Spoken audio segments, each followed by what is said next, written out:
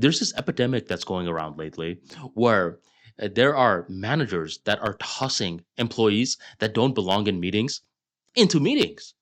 And this is their way of not necessarily understanding leadership or tough love. Sometimes one of the best ways to teach someone is through the sink or swim method.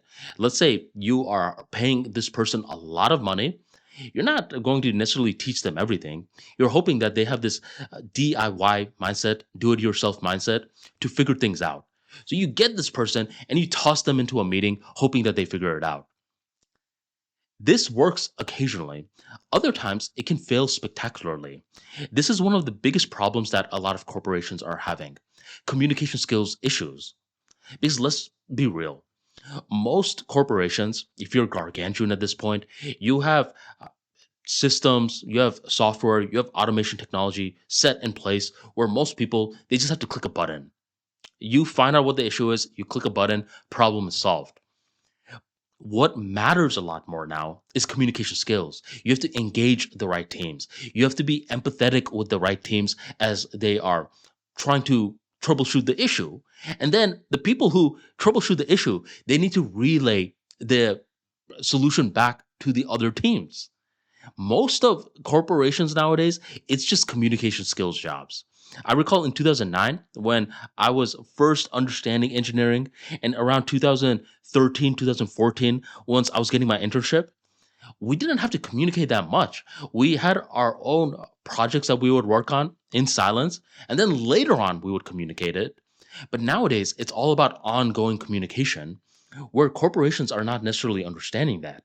And that's why just tossing people into meetings that they don't belong in, it's not a good thing because you're pretty much setting up potentially high talent with a failure.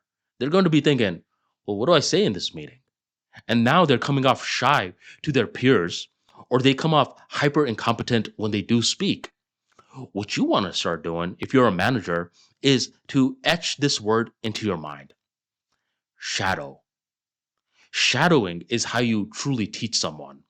So let's say I'm a manager and I hire a software engineer.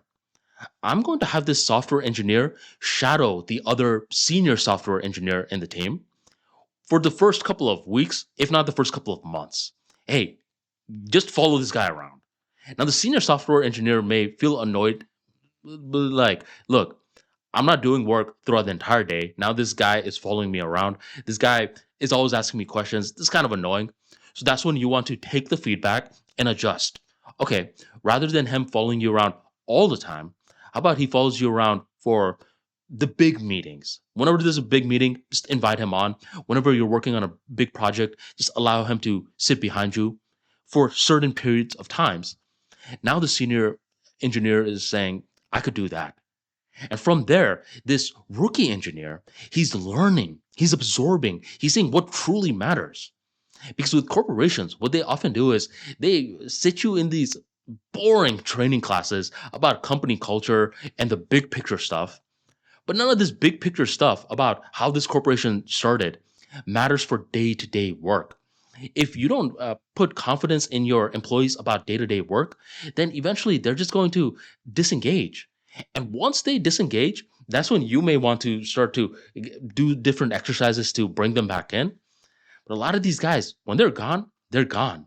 Especially these new age people. If they were born in 2000s, just understand that they don't tolerate disrespect that much. So if you hire them and you just have them sitting off to the sidelines, or you're setting them up from failure by putting them in meetings that they don't belong in, they're going to get annoyed with you. And behind your back, they're going to start looking for new opportunities.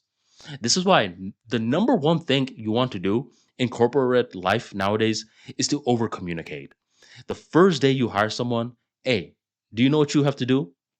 No, no, no. All that stuff, forget about that. The job listing that you read, forget about that. They just force us to write some junk.